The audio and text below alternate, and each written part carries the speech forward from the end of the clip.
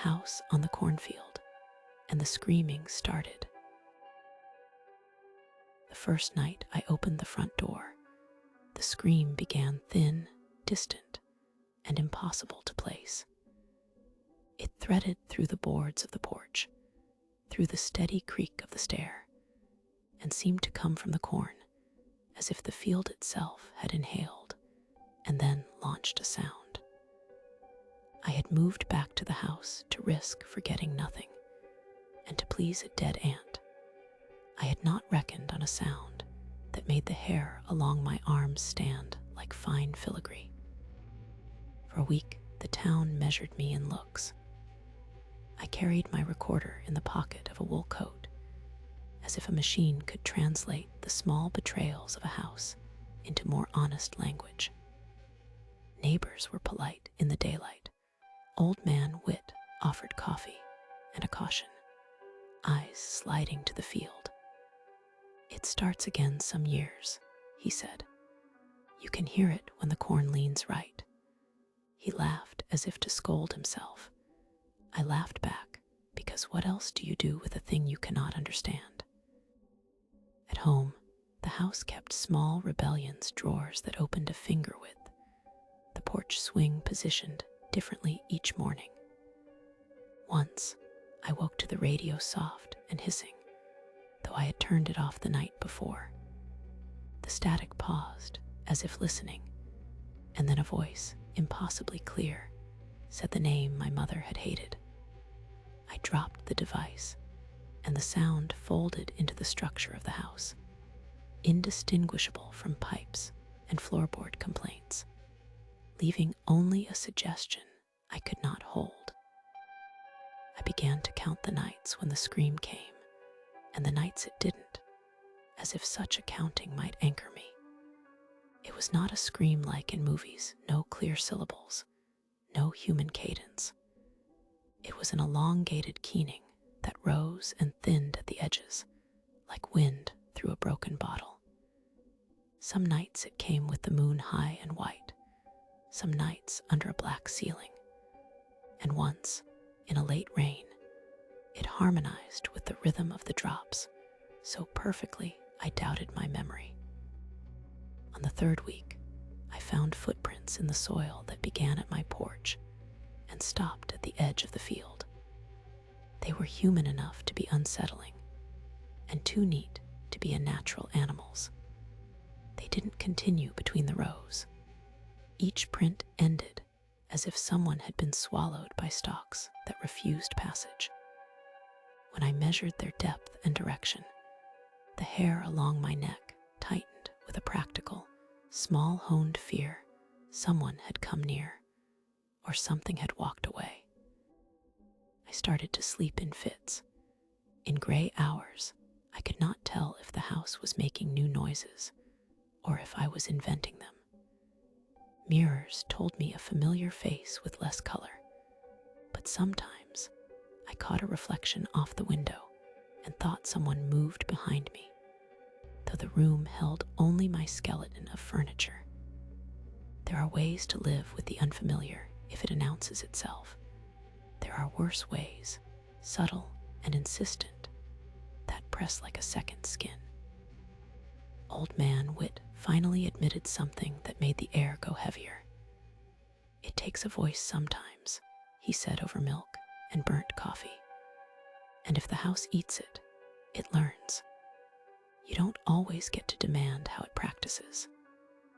He tapped his cup with a bony finger, smiling in a way that was both neighborly and warning. I wanted to laugh because I wanted the world to stay sensible, but the smile clung to my stomach like a cold stone. I took to walking the field in morning light because it is easier to confront something when it cannot hide behind shadows. The rows were taller than they had any right to be for the season. Their leaves rasped against each other in a conspiratorial hiss. Sometimes, midway through a walk, the stalks would grow so close the path vanished, and I'd emerge in a different row with no memory of turning. Each each time I felt smaller at the center of that green architecture, as if the field's logic was indifferent to my sense of direction. At night, the porch light hummed with a rhythm I couldn't place. Once, when I pressed the recorder to it, the playback returned not the hum, but something that sounded like breathing, measured and patient. My own breath sounded foreign in the clip. I would listen again and again, adjusting playback speeds, trying to force a pattern: speech, music, please. Instead, the tape offered only a texture of sound: wet paper, distant sea, someone clearing a throat, refusing to be pinned down. An envelope appeared in the rusting mailbox one evening, yellowed with age, though the edges were crisp. Inside was a single line written in a hand I couldn't place: "You can hear it clearer when you stop naming it." The pronoun felt intimate and abrasive at once. I carried the paper into the house, as if such a small scrap could deflect whatever laughed quietly among the stalks. The windmill creaked the whole night, as if applauding the joke. I stopped telling friends the details, because telling feels like giving something away. Instead, I pretended to be busy, mended a fence, burned old bills in the sink, acted the role of a sane returning tenant. But in the half-light, the house's patience thinned. I would lock doors and then find them unlocked. I would place a chair to block a hallway, and in the morning the chair would be elsewhere. The pattern suggested a presence that liked movement without confrontation, a being that preferred rearrangement to explanation.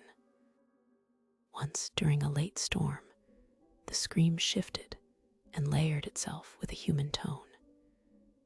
It rose and then made an odd cadence that mimicked laughter folded into a cry, urging me toward the field in a way that felt less like a call and more like a direction. I wrapped a sweater around me and went, not out of courage, but because I needed to know if anything tangible waited there, or if the house had trained itself to make me cross its threshold in bits. At the first row, I felt watched. The corridor, the stalks made narrowed until my shoulders brushed leaves on either side. I moved because the sound, no longer distant, seemed to press from within the plant itself. Then I heard a pattern, a rhythm too close to a human throat to disregard, a series of breath-like notes that began to answer me when I rasped a single question into the wet dark. I remembered every ghost story about fields and knew, with a clarity that made my knees loose, that fields are patient listeners. She, if the sound could be assigned a gender, didn't speak words, but she formed shapes in my memory with the fidelity of a dream. Once, I imagined a small child's laugh folding into the cry. Once, a woman's voice humming a lullaby that had the wrong melody. Memory and suggestion braided until I could not tell if the field sifted scraps of people and stitched them into a voice, or if my mind, hungry for explanation, supplied the missing pieces willingly. The house intensified its tactics.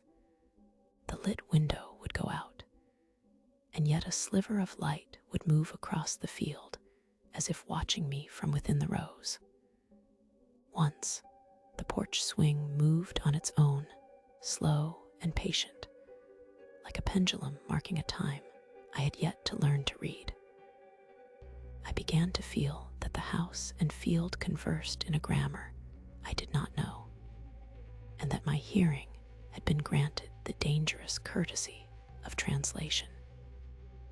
Last night, the scream changed in a way that finally removed the pretense of distance.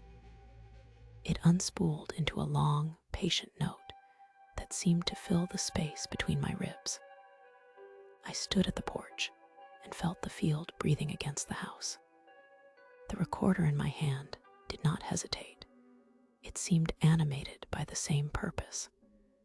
I pressed the button, and instead of capturing a sound, the device filled me with the conviction that some threshold had been reached between what listens and what is listened to.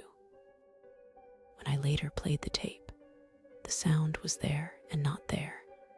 It was layered with my own breath and the house's settling, memorial, and current. The recording held a hollow that made my name feel unfamiliar when I heard it. I could not tell if the scream had been calling me, or if I had always been part of its chorus, a note the field needed to complete itself. The last thing on the tape was not a scream, but a pause that lasted long enough for something to step through